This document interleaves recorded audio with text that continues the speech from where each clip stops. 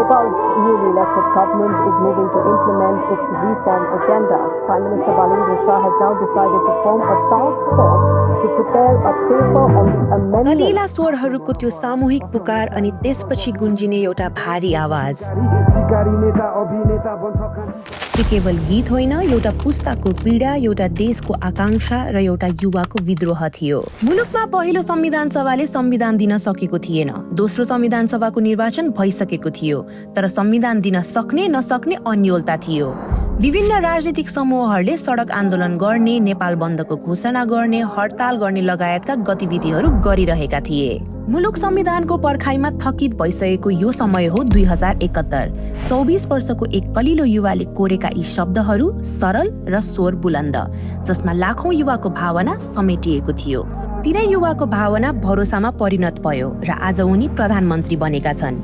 उनको गन्तव्य प्रधानमन्त्री बन्ने थिएन, परिस्थितिले उनलाई प्रधानमन्त्रीको पदसम्म पुर्याएको हो। उनले भनेका छन्, युवाले राजनीति बुझ्नुपर्छ, संविधान पढ्नुपर्छ, कानुन जान्नुपर्छ, बालेन भन्थे। उनी आमा बुबाबाट असल बन्ने प्रेरणा पाएका बताउँदै आएका छन्। पहिलेदेखि नै बालेनमा राजनीतिक चेत थियो, तर राजनीति गर्छु भनेर सोचेका थिएनन्। अमेरिकी अश्वेत लेखक एलिस वकरले भनेकी छिन्, प्रत्येक क्रान्तिलाई ताजा कविता चाहिन्छ र कविता क्रान्तिका म्यानिफेस्टो बन्छन्। संगीत भरिएपछि तिनले जनतामाझ एन्थमका रूपमा प्रशंसा पाउँछन्। कविता शब्दहरू नै क्रान्तिका मुठी बन्छन्। बालेनले एक दशक अघि लेखेको उक्त गीत आज नेपालीको एन्थम जस्तै बनेको छ, हरेक नेपालीको जिब्रोमा झुन्डिएको छ। बालेनले भनेका थिए, विश्वभरि महत्त्वपूर्ण घटनाक्रममा संगीतको सहारा लिएर यस्तो अभियान चलाइन्छ। नेपालमा पनि त्यस्तै संस्कार बसाउन र्यापको सहारा लिएको हुँ। धेरैलाई लाग्छ बालेन अचानक र नाटकीय रूपमा राजनीतिमा आए, तर राजनीतिप्रति उनको सरोकार र सक्रियता संविधान निर्माणको संक्रमण कालमै थियो भन्ने उनका गीतहरूबाट पनि पुष्टि हुन्छ। उनको बलिदान शीर्षकको र्यापमा गरिबको चमेली बोल दिने कोही छैन भन्दा कलिला किशोरीहरूको आवाज सुनिन्छ भने त्यसपछि बालेनले नेता जति सबैले देश लुटेर खाएको र चोर भएको भन्दै र्याप मार्फत आक्रोश व्यक्त गरेका छन्। नेता जति सबै चोर देश लुटेका छन्। रमेश र रायनले गाएको गरिबको चमेली गीतलाई बालेनले फेरि उठाउँदै युवाको आवाज आफू बन्ने सन्देश दिएका थिए।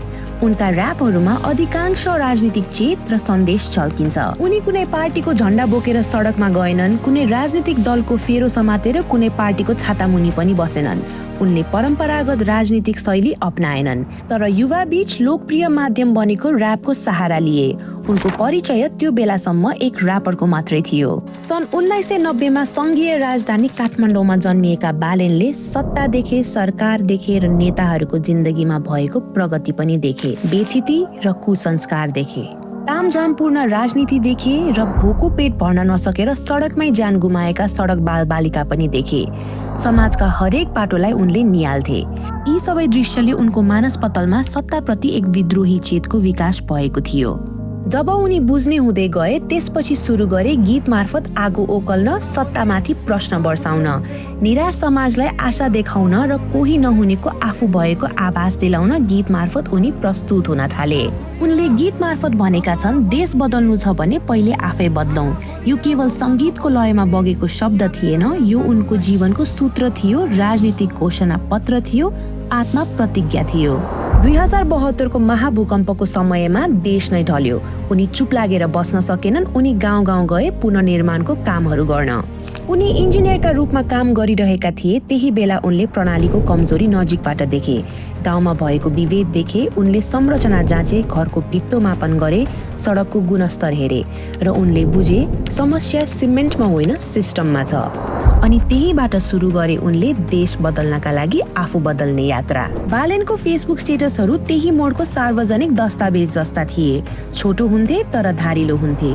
सिस्टम बिग्रिएको छ भनेर बस्ने हो भने हामी पनि त्यही सिस्टमको हिस्सा हुन्छौँ भन्ने भावनाबाट उनी प्रेरित भएको देखिन्छन्। दोष नेतामाथि दिएर उम्किनु समाधान होइन भन्ने उनले राम्ररी बुझेका थिए।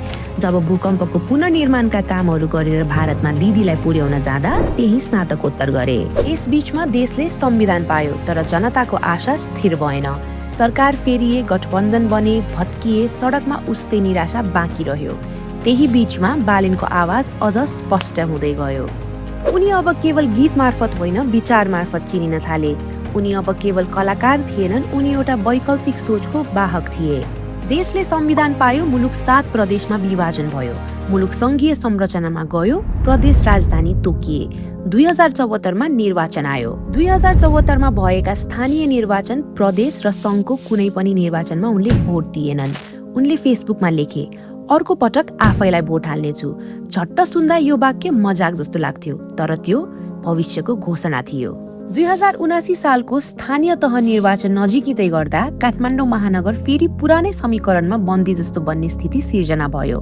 परम्परागत राजनीतिक दलहरूको दबदबा थियो, संगठनको शक्ति थियो, पैसाको प्रभाव थियो। तर त्यही भिडमा एउटा एक्लो आवाज उठ्यो, बालेन शाह। स्वतन्त्र उम्मेद्वार, कुनै दलको झण्डा बिना, कुनै संरचना बिना, केवल थियो त विश्वास। उनको उम्मेदवारी आफैमा एउटा चुनौती थियो। उनी पहिलो पटक आफैलाई मतदान गर्ने निर्णयमा पुगे। उनले मतदातालाई पनि प्रश्न गरे, के हामी सधैँ उही अनुहारलाई मात्र रोज्ने?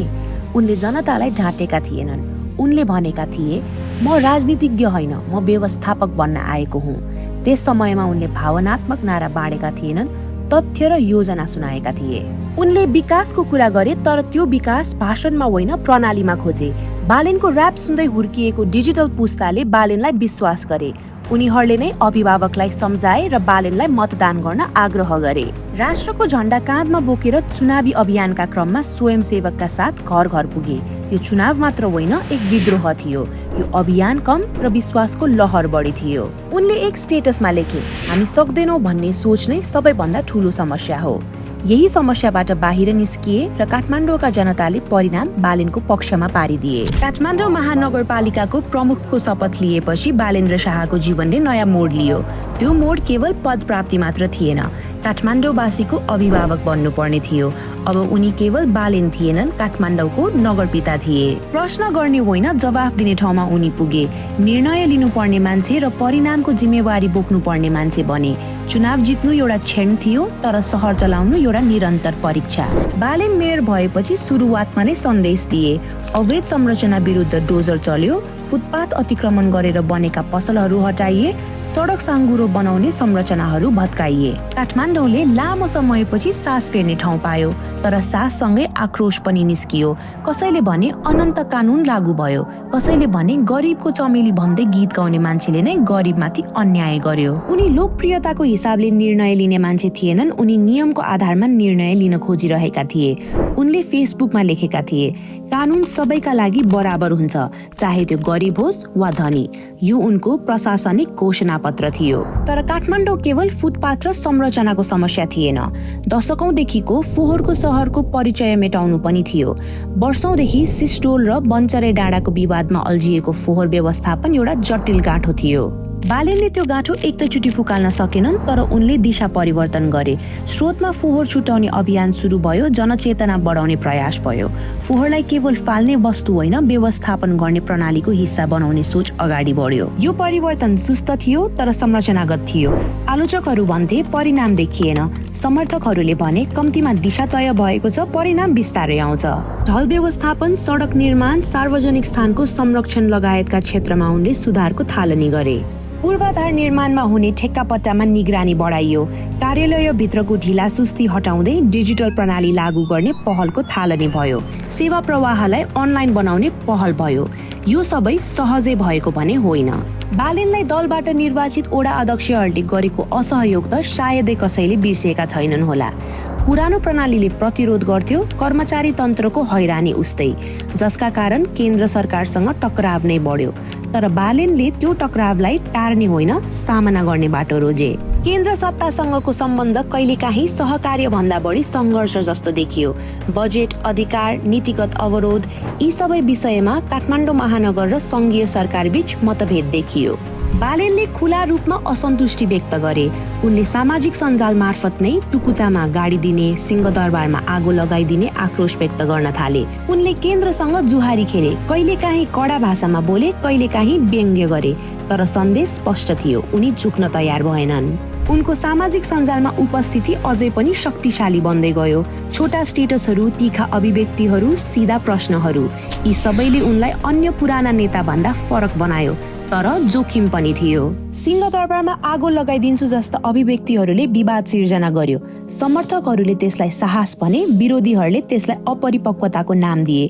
तर एउटा स्पष्ट कुरा के देखियो भने उनी चुप बस्ने मान्छे होइनन्। उनी प्रवाहसँग बग्ने मान्छे होइनन्। उनी प्रतिरोध गर्छन्, कहिलेकाहीँ शब्दले, कहिलेकाहीँ निर्णयले। उनको मेयरकाल एउटा प्रयोगशाला जस्तै बन्यो, जहाँ विद्रोह र शासन बीचको सम्बन्ध परीक्षण भइरहेको थियो, जहाँ सपना र यथार्थ बीचको दूरी नापिँदै थियो, जहाँ म नेपाल हाँसेको हेर्न चाहन्छु वास्तवमै नीति र कार्यक्रम मार्फत कार्यान्वयन गर्ने प्रयास भइरहेको थियो। सबै प्रयासहरू सफल भएनन्, तर उनले भने जनताका लागि काम गर्ने जागर र देश बनाउने हुटहुटी भने कम भएन। केही योजना अधुरा रहे, केही निर्णय विवादित भए, केही अपेक्षा पूरा भएनन्, तर प्रयास निरन्तर रह्यो। यसबीच यस्तो परिस्थिति सिर्जना भयो जसले मुलुकको राजनीतिक परिदृश्य नै परिवर्तन गरिदियो। हरेक 6 महिनामा सरकार फेरिने, गठबन्धन बन्ने र भत्किने भयो। भ्रष्टाचारका मुद्दाहरू सतहमा आए, युवामा असन्तुष्टि बढ्दै गयो। यही पृष्ठभूमिमा बालेनको कामलाई फरक दृश्यले हेरिएको थियो।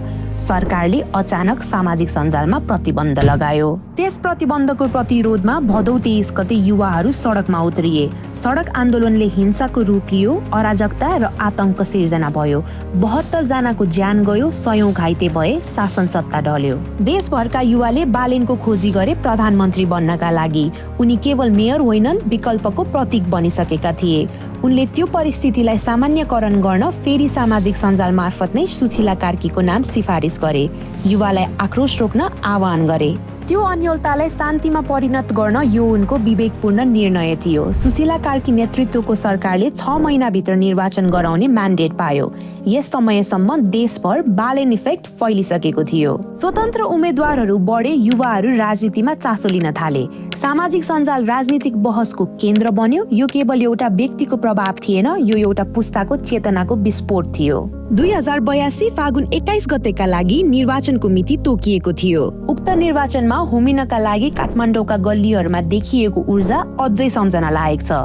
कलेजका विद्यार्थीहरू, आइटी प्रोफेसनल्सहरू, साना व्यवसायीहरू सबै एउटै नाम उच्चारण गरिरहेका थिए, बालेन। त्यो केवल लोकप्रियता थिएन, त्यो बालेन प्रतिको विश्वास थियो। उनले मेयर पदबाट राजीनामा दिएर राष्ट्रिय स्वतन्त्र पार्टीबाट प्रस्तावित प्रधानमन्त्रीको रूपमा निर्वाचनमा होमिए। देशभरका 42 जिल्ला पुगे, जहाँ जान्थे त्यहाँ बालेन लहर सुरु हुन्थ्यो। मतदान भयो, परिणाम आयो र परिणामले इतिहास लेख्यो।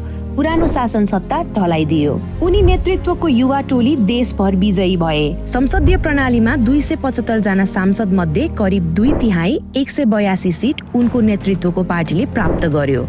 युवाको आशा, ज्येष्ठ नागरिकको सहारा र असहायको भरोसाको रूपमा आएका बालेन प्रधानमन्त्री बने। उनको दिदीले बीबीसी हिन्दीलाई दिएको एक अन्तर्वार्तामा भनेकी छिन्, ऊ मनको दुःख बाँड्न चाहँदैनथ्यो, समाधान लिएर आउँथ्यो। अब साँच्चै उनले समाधान दिनुपर्नेछ।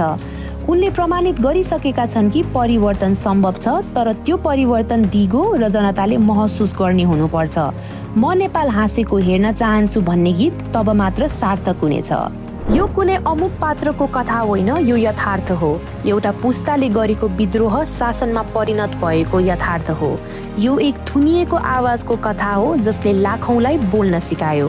गरिबको चमेली बोल्दिने कोही छैन होइन, हरेकको ओठबाट गुन्जिनु पर्छ। गरिबको बोल्दिने कोही नहुँदा पनि बालेन छ, तब मात्र उनले गरेको विद्रोहको अर्थ रहन्छ। उनले आश्वस्त पार्नु पर्नेछ, अब कुनै पनि युवाले सडक आन्दोलन गर्न नपरोस्। अब कुनै पनि युवा बाको घर बन्दकी राखेर सपनाको उडान भर्दै 7 समुद्र पारी पसिना बगाउन नपरोस्। उनले जनकपुरको सम्बोधनमा भनेका थिए, काठमाडौँ घुम्न जाने हो, अब विदेश घुम्न मात्र जाने हो। नेपालीले काम खोज्दै खाडी छिर्न नपरोस्, डङ्की बन्दै युरोप र अमेरिका पुग्ने बाध्यता अन्त्य होस्। अब संयम, धैर्यता, इमान्दारिता र विवेकपूर्ण निर्णय आवश्यक छ। यसका लागि उनी तयार हुनुपर्छ।